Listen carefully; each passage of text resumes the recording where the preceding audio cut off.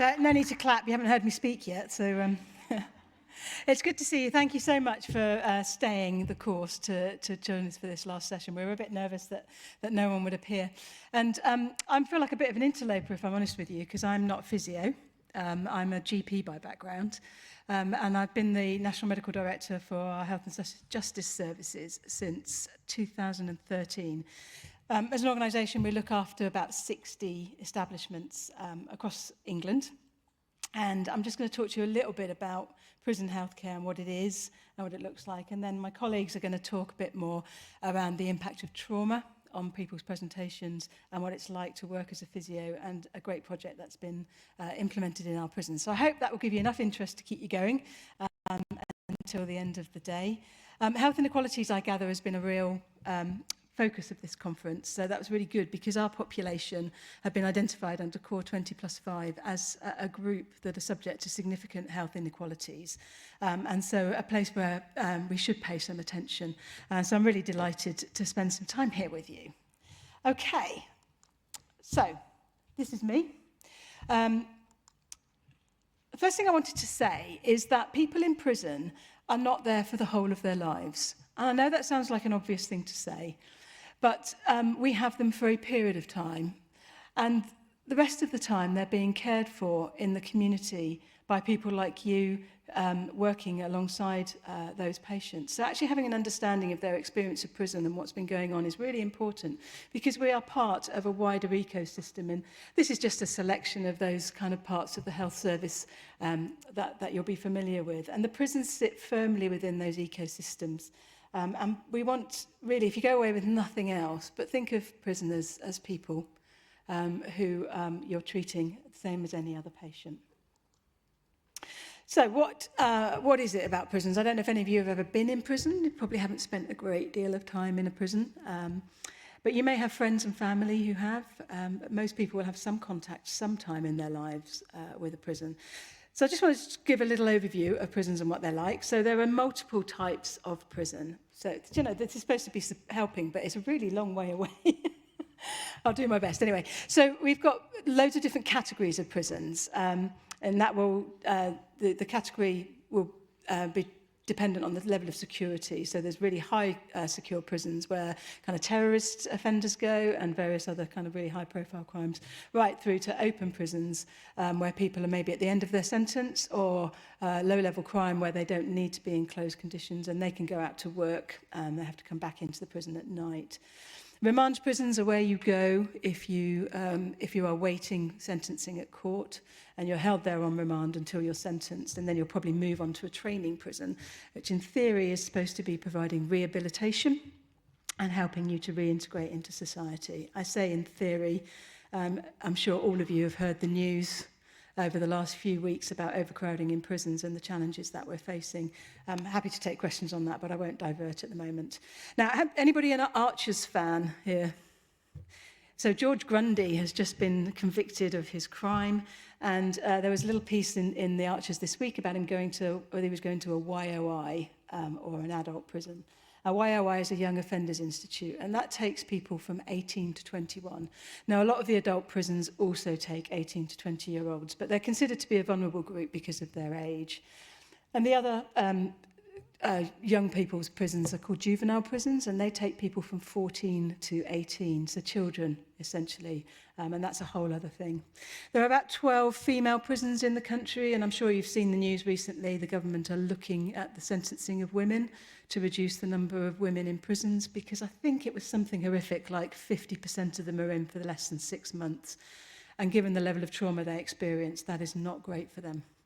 We're also in some immigration removal centres, and the immigration removal centres take people who are awaiting deportation or removal from the country, either because they're failed asylum seekers or because they've been picked up off the streets without leave to stay here, or they're foreign national offenders at end of sentence who are being deported to their country of origin.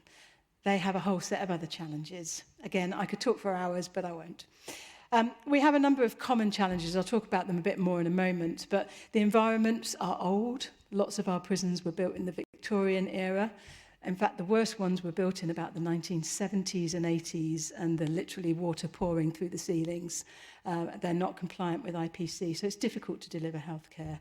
Access to patients, you might think because they're all locked in one building, it's really easy to see them, but nothing could be further from the truth. It's very difficult to get them moving around the prison, and that's because of what we call enablement, which is we're guests delivering healthcare in a prison, and we're really dependent on our prison officer colleagues bringing them to see us and helping to have that movement around the prison that enables healthcare.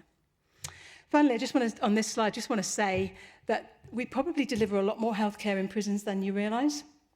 I think a lot of people think it's a GP and a nurse and maybe someone to give out some pills. But actually, we have a large healthcare offering, which is general practice, nursing, mental health services, substance misuse services. We run about 22 pharmacies across the country, registered pharmacies. We have optometry, dentistry, and of course, physiotherapy and podiatry. So really trying to provide as much care inside the prison walls as is safe for us to do.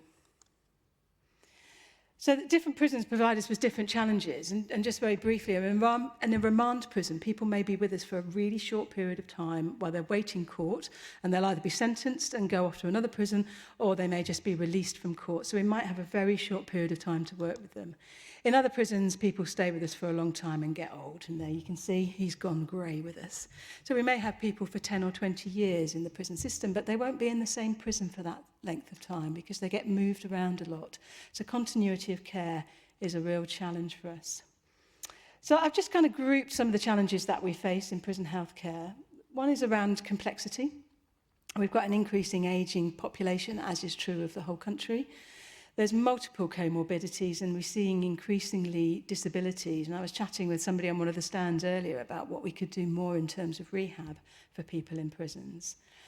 Neurodiversity is becoming increasingly recognised as a real issue for this population, and people who've perhaps got into crime because of their vulnerabilities related to neurodiversity. And so we need to pay that more attention.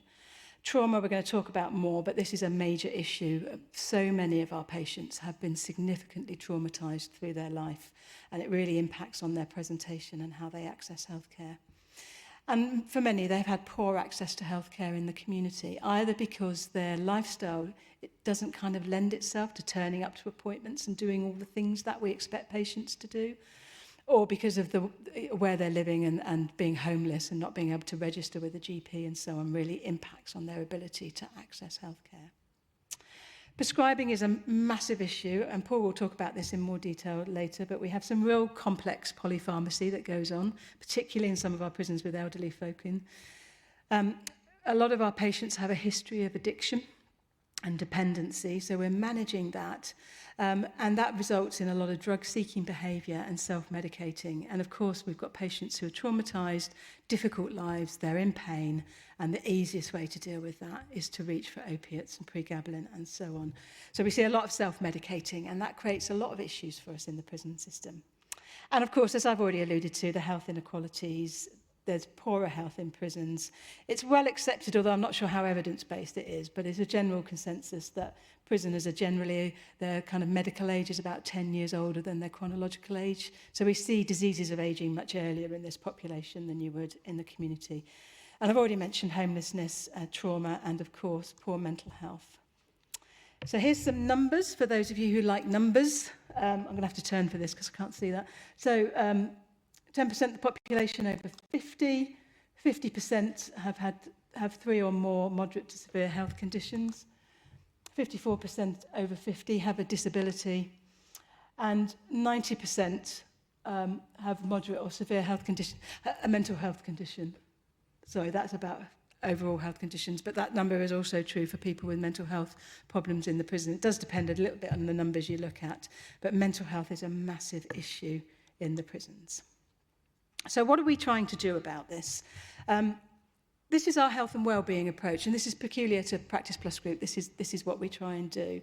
It's an approach that tries to centre on the individual, to work together across all of those specialisms that I mentioned earlier, and to provide holistic care. Now, of course, there are some things that are really familiar, so physical health care and all that entails, mental health care, and substance misuse management. But there are a lot of other things that impact on people's health and well-being, and you'll be familiar with this. But social care, making sure people have their social care needs met. Relationships are really key. If you're in good relationships with people you love, it really improves your health and well-being. And obviously people are away from those relationships when they're in prison. And then always with an eye to actually people will leave our care and they'll go back into the community. So how can we support them to resettle effectively and to live more productive lives in the community once again? It's a trauma-informed approach, recognising, as I said earlier, the number of people who've experienced trauma and that will impact on their presentation and the way they talk to us. It's we're trying to be integrated. I'm going to talk about that again in just a moment. Risk stratification really refers to trying to work with people earlier to try and prevent deterioration. That's something that Whole Health Service is working on, but we need to pay particular attention to it. Workforce development, making sure our staff know what they're doing and are equipped to do it. Innovations and an eye to quality. How do we know whether what we're doing on a day-to-day basis is a good job? So what we've come up with is what we're calling integrated care pathways, and that's taking that holistic model and trying to think about how that applies to people as they come into prison. So as people come into prison, they have a really complex set of needs, and we don't know what it is. We don't have access necessarily to their medical records before they arrive. They may not have access to healthcare, maybe their first time of contact with the system. So we've got to untangle all of that unknown stuff, and that's where our health and wellbeing approach comes in, to say, actually, what can we do to help in all of those different areas and try and identify what care pathways people need from there on, and try and untangle some of that so that when people are released from prison, it's clearer. Now, in delivering all of those care pathways, there's lots of points where clinicians need to talk to one another and work together, and that's where the pain pathway is a really good example of some of that we'll talk about in a moment. So it's really important that teams work closely together. And as I say, this is all about working towards a release plan so that when people come out of prison, we're clear about who they need to see, what referrals need to be made, and we can pass on information effectively to our colleagues in the community. So that's our integrated care pathways. Basically, what we want to do is really good assessment during the early days in custody, that first 10 days really while people are with us. Out of that, we figure out what planned care needs to be delivered and make sure that people can access that planned care. And then we look towards the release and transfer so that we've got a release plan when they go. And all of that is supported by really good unscheduled care, because one of the things that happens in a prison is alarm codes. You will probably be familiar with the new drugs, the nitazines. Are you familiar with those? Synthetic opioids, massive problem in the community, huge problem in the prisons, deadly drugs. And what we're seeing at the moment is lots of code calls where people have collapsed, can't breathe, we're having to do resuscitation. And all of that can stop the planned activity happening. So we're really trying to make sure that we're not sacrificing what people need for the sake of those emergencies that happen. So that's what we're trying to achieve in prisons. I think physiotherapy has a huge role to play in this. So I'm really delighted to be here supporting my physio colleagues. And on that note, I will hand over to Cassandra, who's going to talk to us about trauma.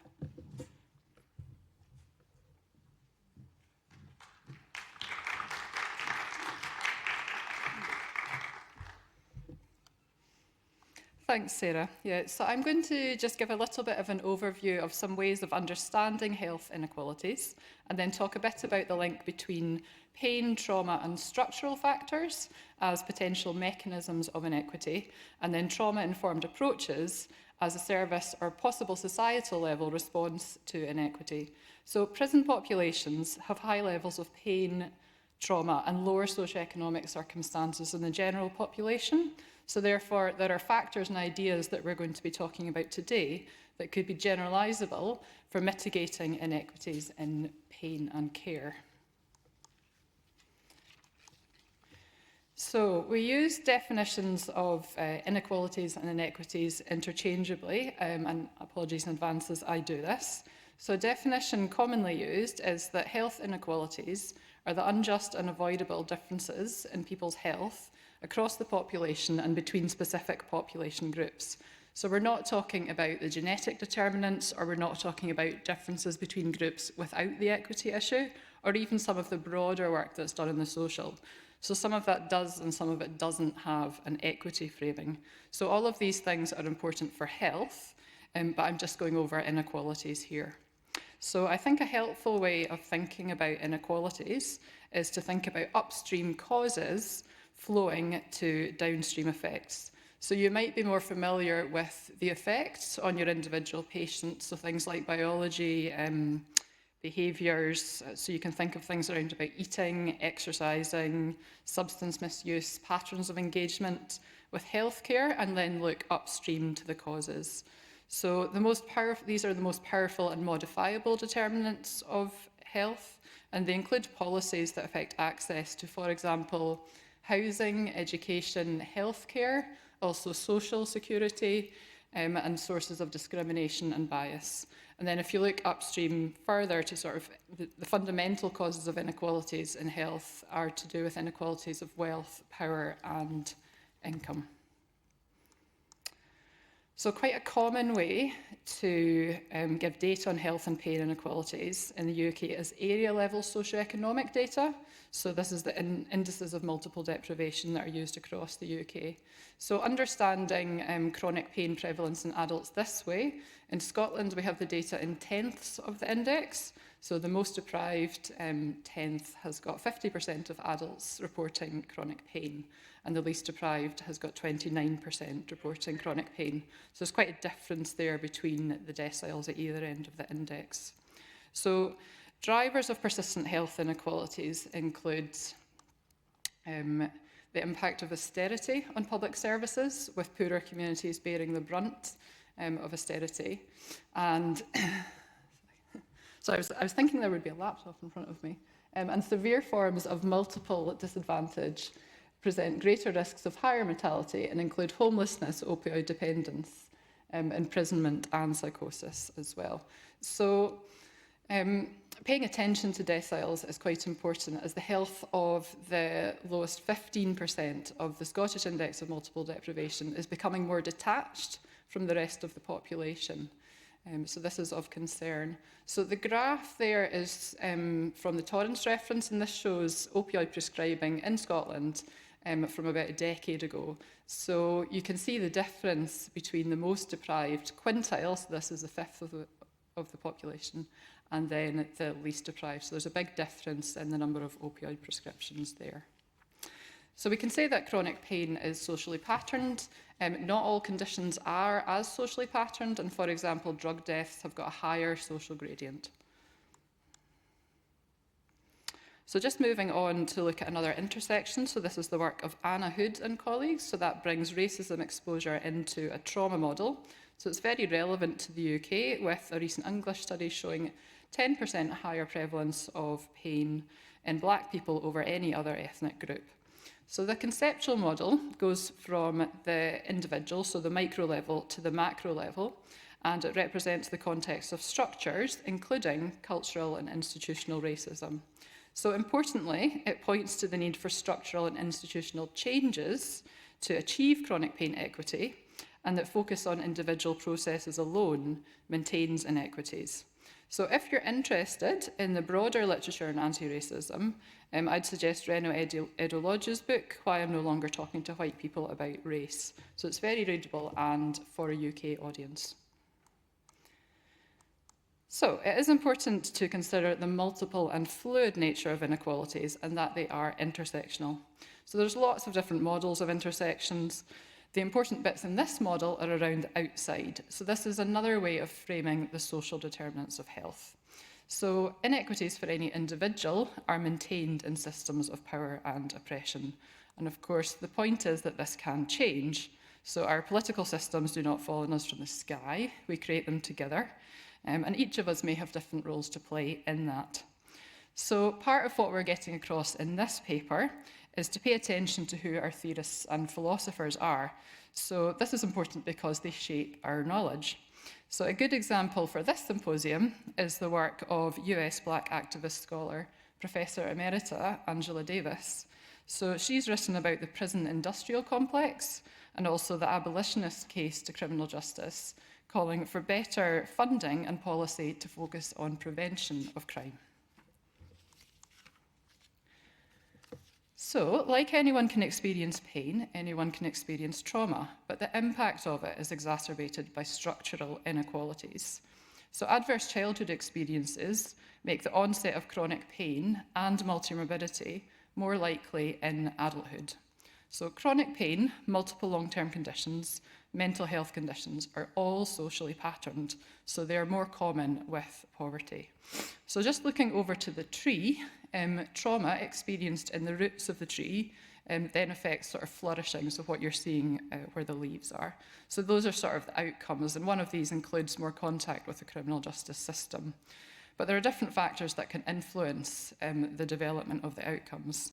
So trauma is known to lead to difficulty regulating stress and emotions, and it can lead to, as Sarah mentioned, more risky ways of trying to manage the stress. And it particularly of interest to physiotherapists, it can lead to difficulty in managing relationships and establishing trust, which can impact on engagement with healthcare. So if you think about it, do all of your patients attend, participate in, and benefit from your services? So we can consider the link between trauma, pain, and poor health as potential mechanisms of inequity, and then trauma-informed approaches as potential service level responses. So trauma-informed approaches are promoted by the NHS and by the Scottish Government, which is, so there is an NHS Education Scotland training package, which is where these two figures have come from. So trauma-informed approaches are systems-wide, from leadership to administration through to clinical engagement. So clinical engagement will be from trauma-aware to trauma specialist services. So people with lived experiences of trauma are involved in the development of those services, and factors like collaboration, coordination are all important. So the SAM HSA reference is quite a foundational document which explains sort of what is meant by a trauma-informed approach, and it is part of the NHS Education Scotland training package, which anyone can sign up to. So there has been a recent systematic review on trauma-informed approaches to primary and community care, which I think only returned 6 studies, and there was one that featured chronic pain, which was the EQUIP study.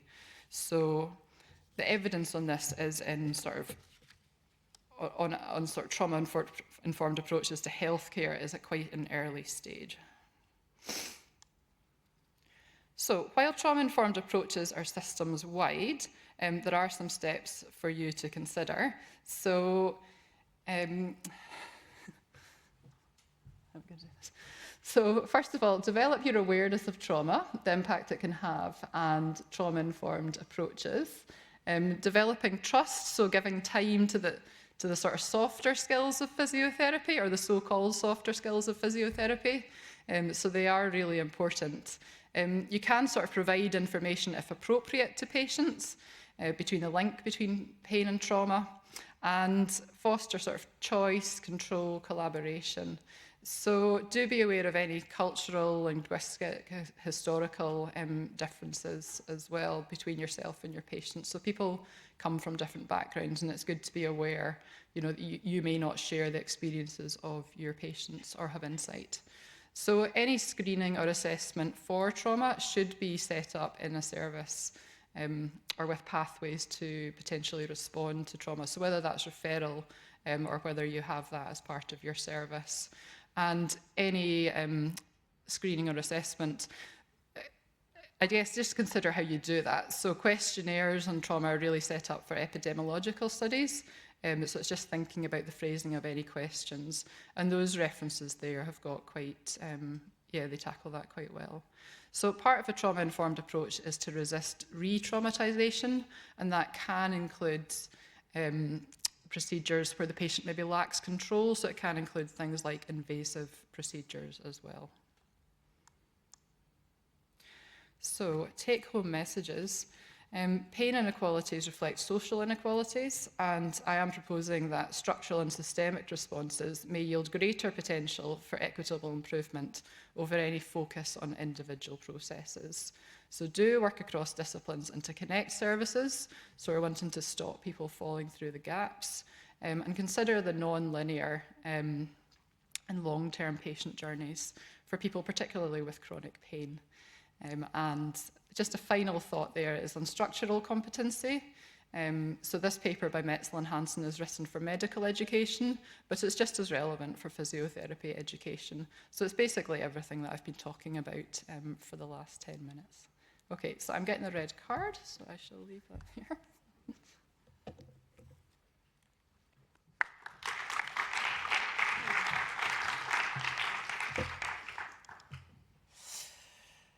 Okay, so my name's Verity. I'm clinical lead for our HIJ MSK service, so I oversee the physio and podiatry provision that we put into the prisons. What I want to talk to you today is a little bit about what is it really like working inside a prison. So I've been on our recruitment stand for the last 2 days, and what I find fascinating is that the minute you say to people, we work in prisons, there's a bit of a sharp intake of breath. What, physios in a prison? And I think it's something I didn't consider until this role sort of came up for me. So I've been working as clinical lead for the last 4 years. And I remember the first time I ever went into a prison, I went into HMP Aylesbury, one of our local ones where I am. And I remember sitting outside in the car, ringing my husband saying, if I don't come out, tell the kids I love them.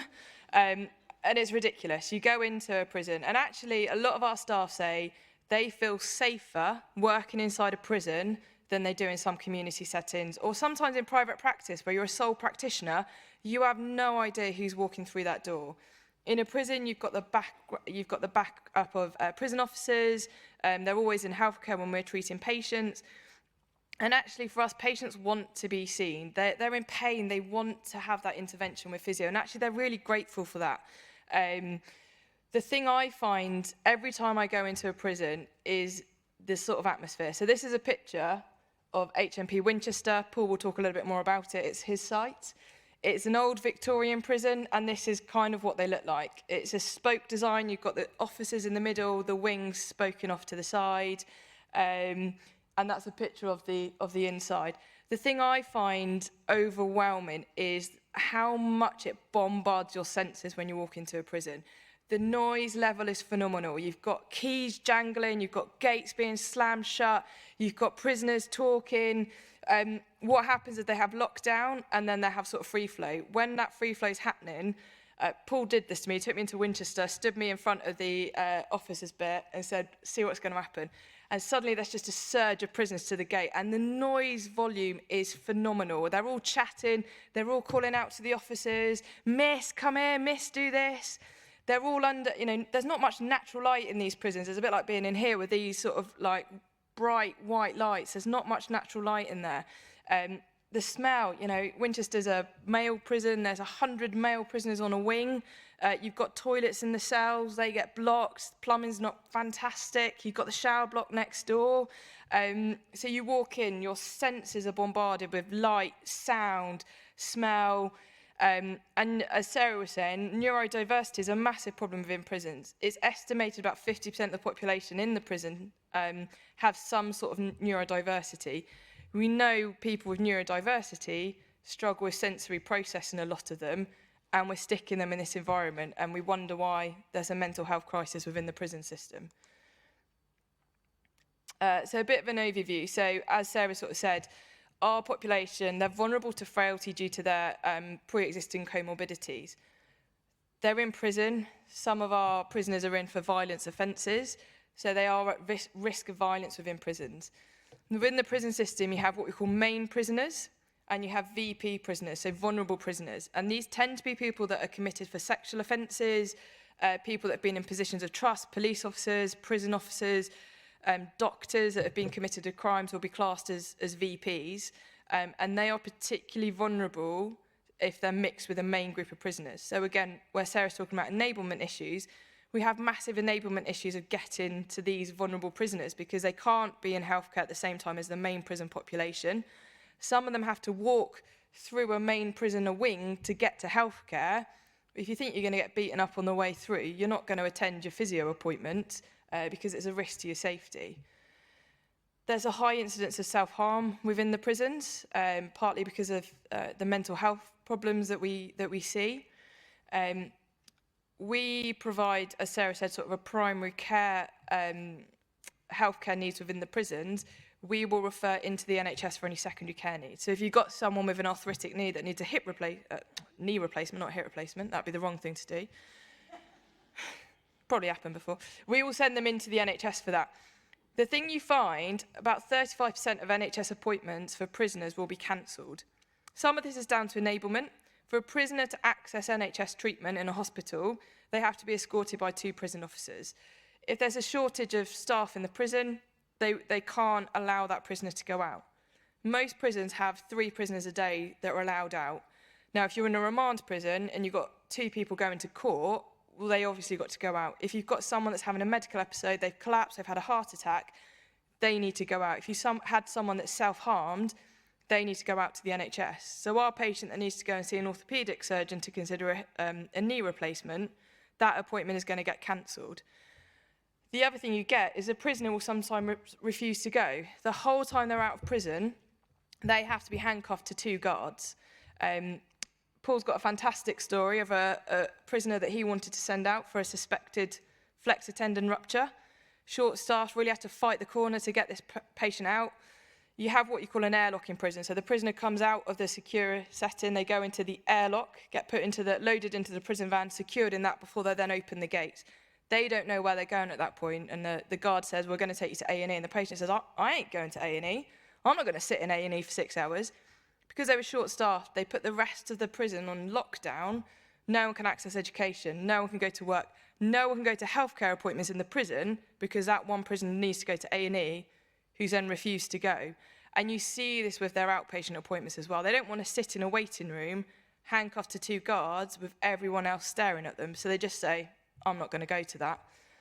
What that then means for us is that their medical conditions can deteriorate because they're not getting that secondary care input that they need, and we're still trying to manage that as a primary care service. Looking a bit more specifically about physiotherapy, so what do we do? So we are in about 52 of Practice Plus Group's prisons and immigration removal centres providing MSK physio assessment and treatment. We cover the whole range, Cat A to Cat D, male and female establishments, and the immigration removal centres. We are integrated within the MDT, so as Sarah said, we've got GPs, psychiatrists, substance misuse nurses, physios, podiatry, dentists, opticians, anything you can think of, we put it into the prison.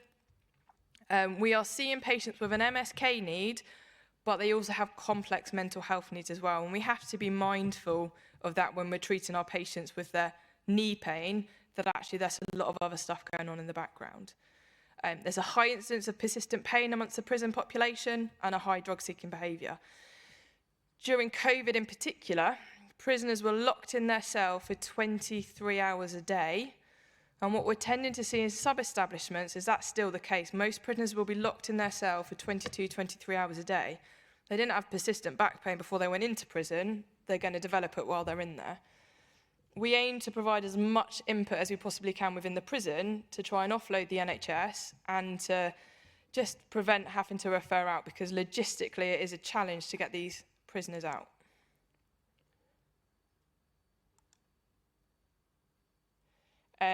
So we aim to empower our patients as much as possible. We aim to provide an explanation of diagnosis and injury, and provide them with information and guidance tailored towards prisoners. The other problem we have with prisons is the literacy level is deemed to be, on average, around the age of about 11 in prison. Now, a lot of the information leaflets you have are written at a level that prisoners are not going to engage in. So we're doing quite a lot of work around providing information that is more relevant to them, and also making sure it's a bit more specific. You know, a lot of the community information folders for back pain will say, well, you could go swimming. It's not going to happen in a prison. They don't have access to swimming pools. Apparently that used to be a thing, but not anymore. We try and support self-management, so we try and educate patients on what they can be doing to help themselves while they're in the prison system, and look at what's going to happen to them when they're released or when they move on. We also try and work quite closely with the gym staff to promote physical activity. Gym facilities in prisons are phenomenal. They're some of the best you get, and they have access to that 3 times a week. If you do that in the community, you've got to pay for that. They have access to this. So what we're trying to do is get our physios and the gym staff engaging to really promote physical exercise, but in a safe way for those patients. Challenges. So as Sarah said, access to patients is a big problem for us. There's lots of reasons why they won't come down and see us. We have things like no access visits where they're not escorted down. Sometimes they choose to go to work or education rather than come and see us. Continuity of care is a big thing. So if they get moved on, we don't know where they're going. We don't know which prison they're being moved to. If they're going out into the community, all we know is that they've left the prison system. We don't know where they've gone. Access to the NHS services, as we've talked about. There's a high demand for our service. Prisoners have generally quite a lot of time to think about their aches and pains, so they're put in requests to be seen by physio when potentially, they could self-manage. We have restrictions of what we can and can't do in prisons. So in community settings, you might give patients TheraBand for their exercises. In a lot of our prisons, we're not allowed that. We can't give them tape because they can use tape to bung up the keyholes, and then the officers can't access the keys, can't see the prisoners. TheraBand is a ligature risk in a lot of prisons. We can't give out splints with metal in them because they can use that and turn it into a sharp implement, and it becomes a danger. Even things like walking aids. I put a piece of work together around provision of walking aids in prisons. In some prisons, they can't have it because they can use it as a weapon. The other thing you think about is they can take the end of a crutch off, stuff drugs in it, and use that to smuggle drugs around the prison. And you think, I hadn't even thought about that. Immobility of patients. So this is a picture of a classic prison cell in one of the Victorian prisons. So the mattresses are awful. They have to have a chair that they can't damage particularly, so they're not particularly comfortable chairs to sit on. And we've also talked about sort of the literacy level in prisons being low. Positives. So we're looking at how can we upskill the rest of the workforce. We provide a part-time physio service and we're not in 5 days a week. So how can we upskill the nurses to be able to pick up potential red flag pathologies and refer that patient on urgently if we're not around? We provide a 5-day clinical remote service to sort of help with any issues. We're upskilling our own workforce, the physio team around mental health, around trauma-informed approach, around personality disorders, because we see a lot of that in our patients in prisons. We make sure we work with the rest of the MDT. We attend something called buzz meetings every day to discuss complex cases, what's going on in the prisons, things that we need to be aware of. And as Paul's going to talk about, we're looking at creating a persistent pain management program that's specifically tailored to this group of patients. And I'll hand you over to Paul, who's going to go into that in a bit more detail.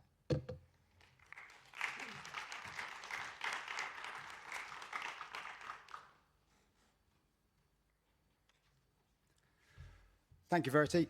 My name's Paul, and I've worked in prisons for about 4 years now, and I cover 3 sites in the South Central region. 2 of them are remand prisons, where this work that I'll present to you now was carried out, which is HMP Winchester, and one of them is an open prison. And prison nurses always tell me that working in prison is like Marmite.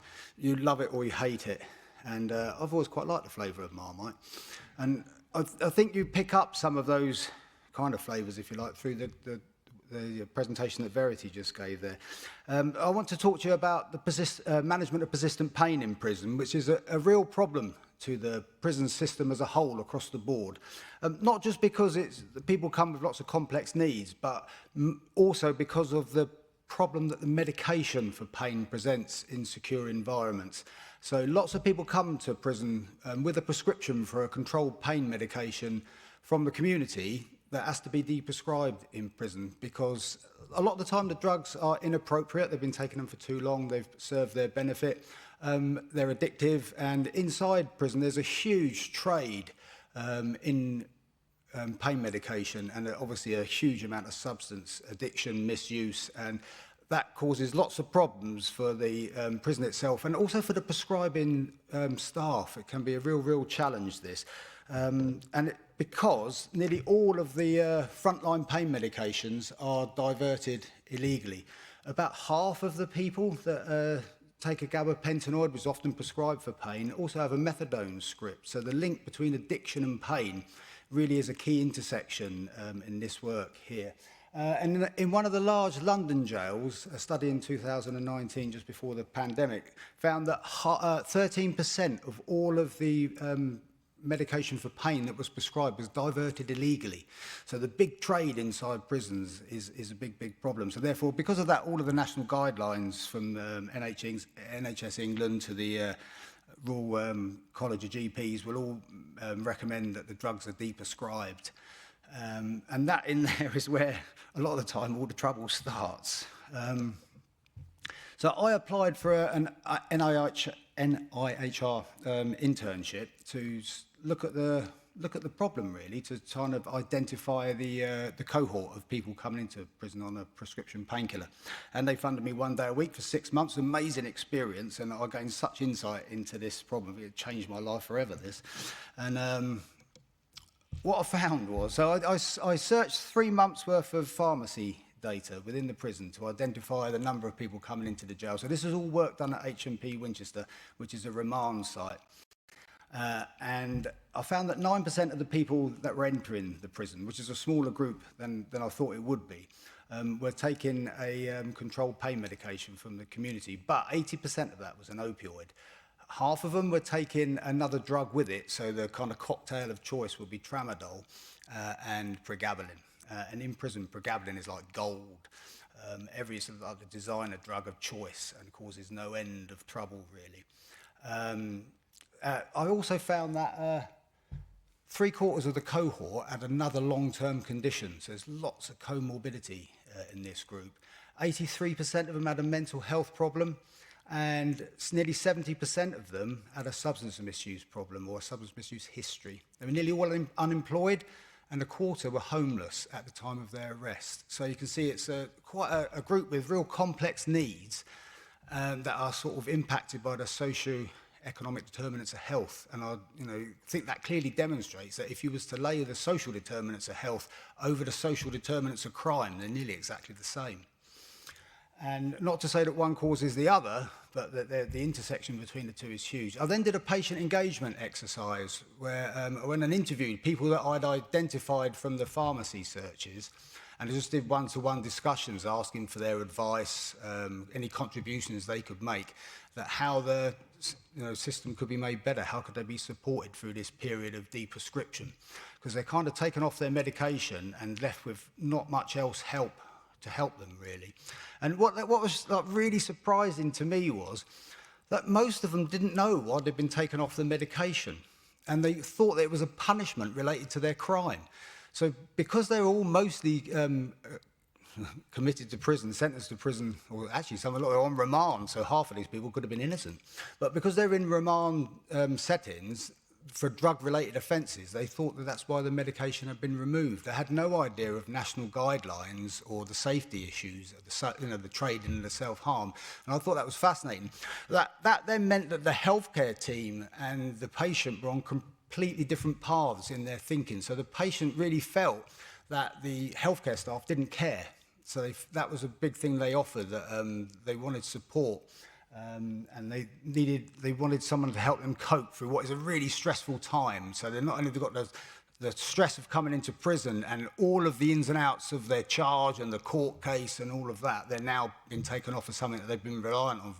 I also found in this cohort that they've been taking this drug for about 7.5 years. So it's quite a long time most of them have been on it. To be removed in prison, it's quite a shock for a lot of them, and they really weren't happy with that.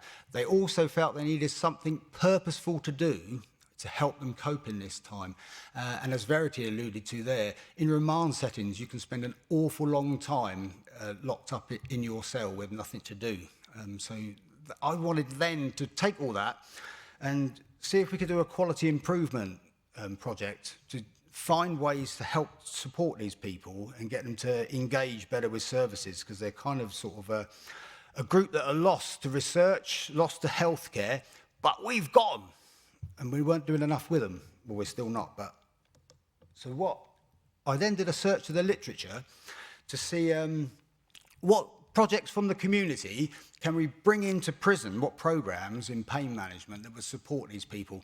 And I came across the Back Skills training program, which was a chronic pain program for people with back pain. And I contacted the lead author, Sally Lamb at Exeter University. She's really helpful, really keen and encouraging about adapting her work. And there's a big project, the Back Skills Training Project, a big NIHR funded project, loads of resources to read, and the training package that was put in place to train the clinicians to deliver it in the community is still up on the Future Learn website. So I could train myself to do this in my spare time for free and then bring it into the prison, or so I thought. So with the help of the PE staff in Winchester, we recruited 12 people with back pain, and 6 of them turned up to a group, and none of them finished the group. And what I learnt was, after we tried this sort of a couple of times, that the Back Skills program was very much people in the community. The cohort is predominantly women in their mid-50s, and if you've got a group of younger lads, mostly with ADHD, who've been locked in their cell for 24 hours a day and let them out, they won't sit around it in a group and discuss pain like they did in the community. So we had to adapt this now. So this is like a kind of PDSA cycle. And I sat down with the prison PE staff and the psychologist, and we mapped out a session that looked much more like this. This isn't actually a photograph from the session, but it really does look like what it became. So rather than having the ring of chairs where everybody sits down and does group discussion with a little bit of exercise embedded in it, which is what the Back Skills program very much was, we flipped it and made this as an exercise class for people in pain, which is now got a bit of cognitive behaviour embedded in it. We still talk about the same things, still get the same principles across, but it's very much a business plan. It's very much a lesson plan that looks like that. So this is circuit training. All of the exercises are adapted to people's needs. Everything can be made easier if it needs to be. Everything can be made harder. We've got partnership with the PE department to deliver that. They very much do the exercise component, and I would very much stick to the sort of pain neuroscience education and the principles of cognitive behaviour therapy in it. We constructed a workbook and stuff people can do in their cell. And we've got this rolling across 3 sites now. So the column on the left is HMP Winchester. We've got it going in HMP Lewis. And on the far right is an open prison, which is Ford, down on the south coast near Bognor. And the columns are low there because it's only recently have we got that off the ground through the spring. So on the left-hand column of each of the 3 sets tells you the people that came to one session. The Back Skills program was 6 weeks long. This we had to condense to 3 because of the chaos really of the prison setting. People won't come to 6 sessions, and it's very hard to get it to go sequentially. So what we've done is put this very much into a 3-week package, but really repeat the same session 3 times, so people can come and go to court and things like that. And of the people that have attended, the dropout rate is about 50% from the first session, but we can get half of those people to finish the 3 and evaluate them. We evaluated it with the Oxford Musculoskeletal Health Questionnaire and found that about half of the people will get a meaningful difference, which is a change of 5.5 points. So collectively across the 3 sites, we found that about 64% of the people that attend 3 sessions will get a meaningful outcome, and will then often go on and engage much better in prison services, start attending their wing gym sessions. And a lot of the time I've found in this that the magic often happens after the exercise finishes, and the guys will get to actually talk as a community away from the prison environment a little bit, and the gym is a bit different, so they'll engage a little bit better. So the next steps of the project really are to move beyond the PDSA cycle and apply for further funding so that we can roll this out over other sites, get a good evidence base, refine the products over an intervention that perhaps eventually maybe we could push to feasibility studies and on to further research. And it wouldn't have been possible without all the partnership of these people that are listed there. It's took a lot a lot to get this off the ground and to form the partnerships. And things in prison don't change quickly. So it's been a slow process to get where we've got to, and it wouldn't have been possible without the help of all of those. Thank you very much.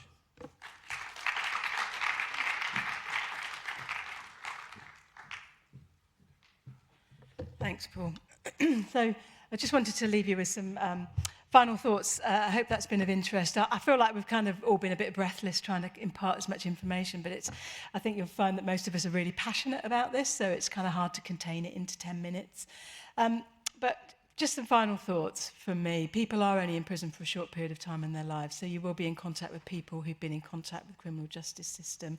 And the care in the community is massively confusing to me, and I'm a doctor that works in the system. So for our patients coming out of prison, it's no wonder they don't turn up to things, because it's just really confusing and fragmented.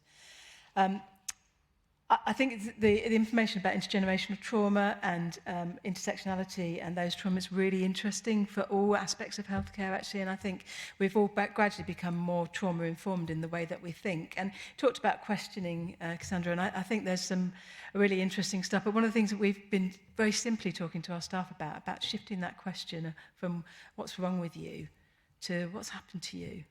And it just shifts our thinking away, actually, from a really pathology-based process to a kind of human-based process. What's happened to you? Why has this affected you like that? So just some real thoughts from us. We're really happy to take any questions now, whatever you like. I mean, I think you're probably intellectually done by now after 2 days on a Saturday afternoon. So if you just want to ask questions about what prisons are like, that's fine too. But thank you for listening. Thank you for your attention.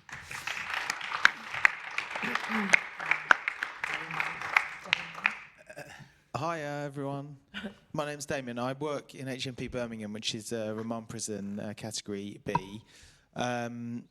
This is all really very familiar, obviously.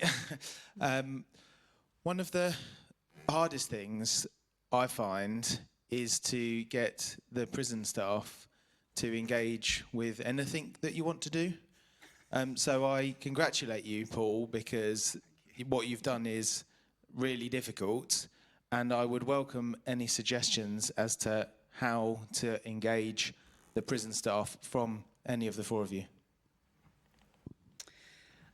So I'll take that, and then if anybody else wants to come on in a moment. I think it is a really difficult issue, and it's really variable between prison sites. Birmingham has not always been in the easiest of places, I think is fair to say. I can't remember when the riot was, but I think that has a massive impact on the way that the prison staff are. Prisons are really difficult at the moment. If any of you have been living in a cave for the last 6 months, the prisons are vastly overcrowded, and they've just released a whole load of people to try and release the pressure. But the impact of that is that the prison staff are overwhelmed with the job that they're doing.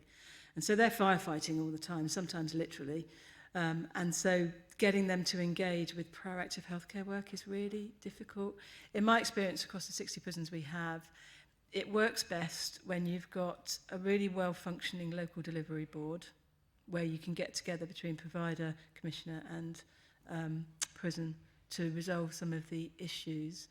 I think it works well when you've got a management structure that is prepared to stand up to the governor and have the kind of arguments that you need to have from time to time.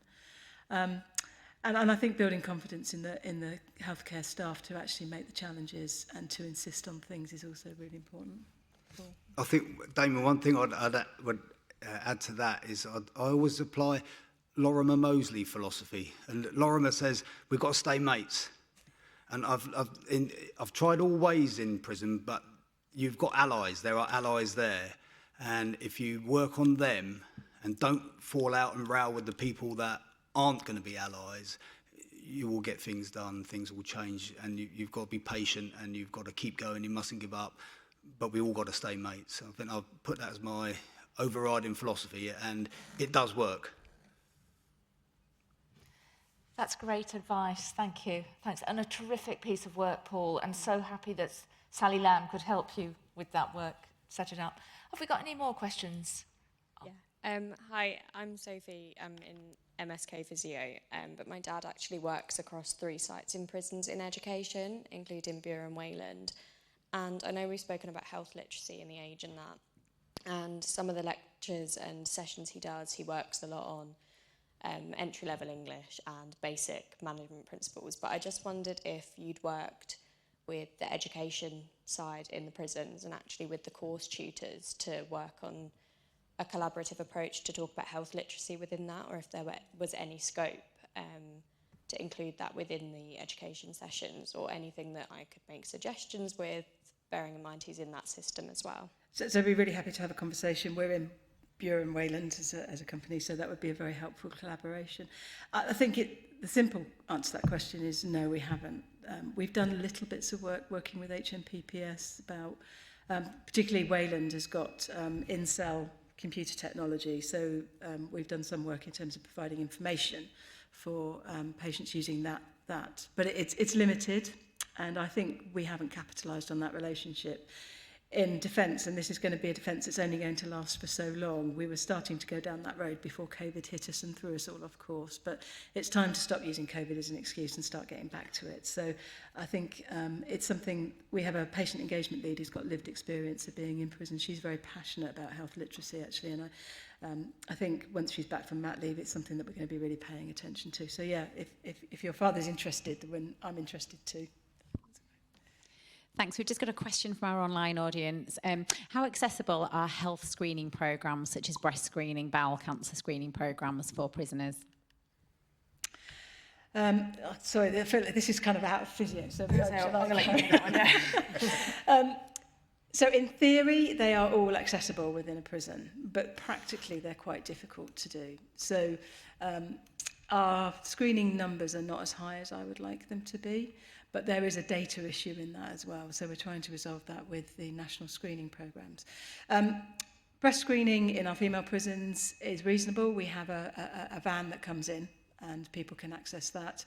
One of the challenges with that, though, of course, is we can't have the van coming in every day, and when people are on short sentences, they may or may not be able to be there when the van comes in. And bearing in mind what I said about this being a population that don't access healthcare in the community, that may be their only opportunity, and it's missed because of the frequency that can happen. Retinal screening, again, we have a van that comes in and does that on site for diabetics. AAA screening, a bit more hit and miss. Bowel screening, our staff, they say they distribute the kits. The data of collection on bowel screening in particular is difficult, but also patient engagement with bowel screening is quite low. So we've got more work to do on that. So in theory, yes, it's all accessible, but there's more work to do on getting the uptake working effectively. Thanks. Time for one more, yeah. With the ageing population in prisons, and also with the medical age being about 10 years more than their chronological age, how are you managing people that are developing movement disorders, things like Parkinson's disease? Do you see them within your MSK team? Because I imagine often physios detect, don't we, when people have got something that's undiagnosed? Yeah, that's a real difficult one for us. So our contract with NHS England is very much a musculoskeletal service. So what we will often pick up these patients in our MSK clinics. If we, as physios, are not happy treating those because it's outside our scope of practice, we will refer into NHS, neuro rehab, neuro outpatient physio, for instance. Our challenge is around managing those patients within the prisons. And what we're looking at, particularly in our West Midlands regions, we've got a cluster of about 10 prisons, and we're just looking at something called a clinical hub, so run by our advanced practice nurses, but we're just recruiting a physio into that to look around the frailty side of things, so where they don't necessarily have an MSK need, but we know their mobility is deteriorating because of age, polypharmacy, neuro problems, and we're just recruiting a physio into that role. We're looking at then, how that will expand. So potentially offering things like cardiac rehab, pulmonary rehab within the prison setting. Some of our sites, we have like an inpatient rehab unit, and they have a physio attached to that. They don't come under me for sort of line management because I am very much a musculoskeletal physio. But we do have that in some of our sites. And it's something that I think, I was having a conversation with Sarah about earlier about how do we expand that and grow that as a service, because there is a need there. The problem, I think, sometimes is it's down to how we're commissioned for the service.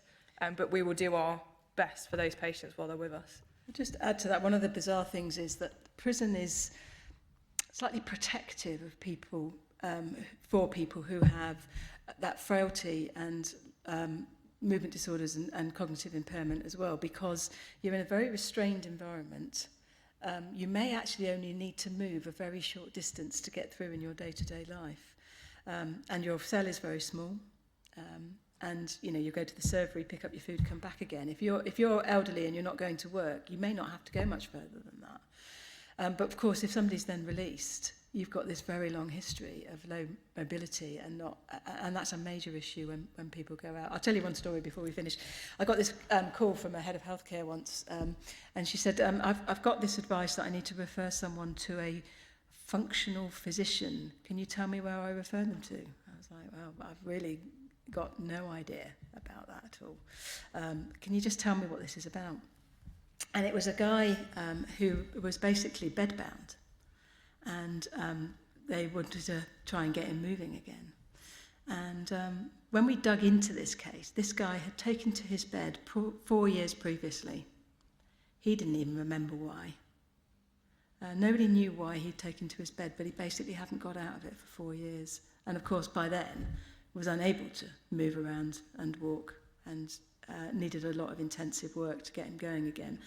I'm not sure actually what happened to that patient in the end, but I do know another patient who came into us in that state, did get rehabilitated and went and managed to get into a seated position in a chair next to his bed in Stafford. We know we can do this, but it's really challenging. So we've got definitely more work to do.